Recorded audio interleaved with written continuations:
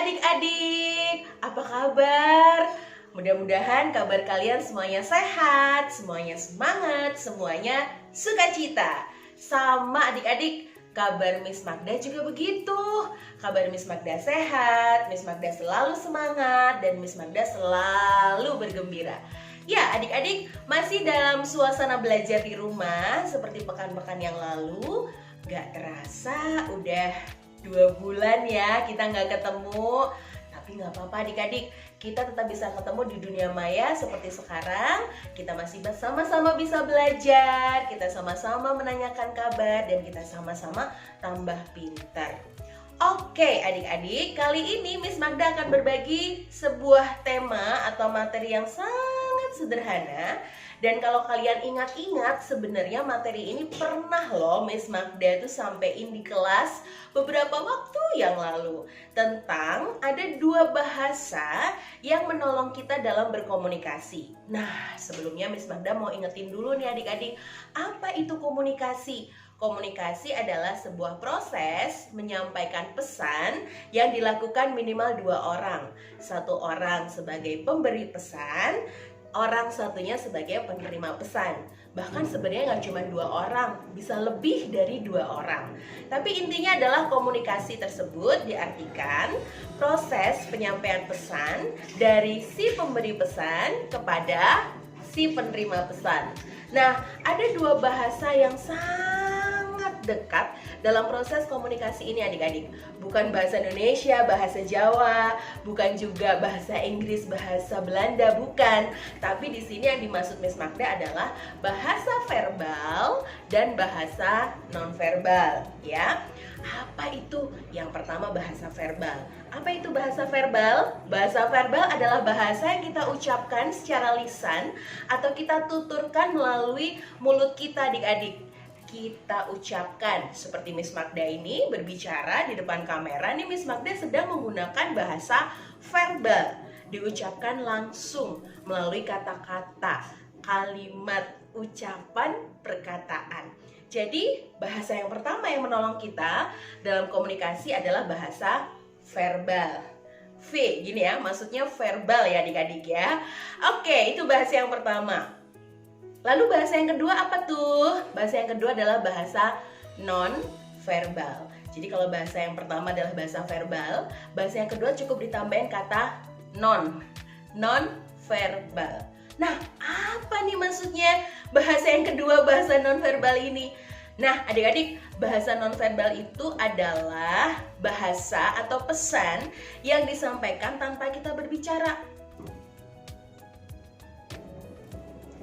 Misal, Miss Magda diam beberapa menit yang lalu. Itu juga salah satu bentuk bahasa nonverbal. Kalau Miss Magda tiba-tiba diam, tidak berkata apa-apa, lalu Miss Magda mukanya begini.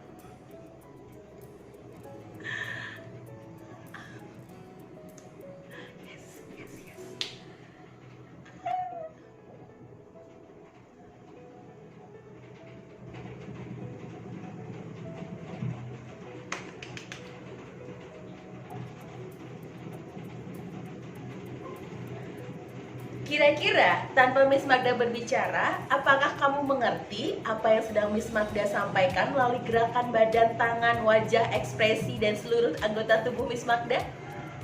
Mengerti pasti ya, pasti mengerti. Misalnya Miss Magda sedang tertawa, walaupun hanya diam, tidak ada kata-kata yang muncul dari mulut Miss Magda, hanya tersenyum misalnya. Kemudian lihat jam, tersenyum lagi, menghadap ke sana. Lihat seseorang di sana adik-adik. Miss Magda panggil melalui dengan ini tangan.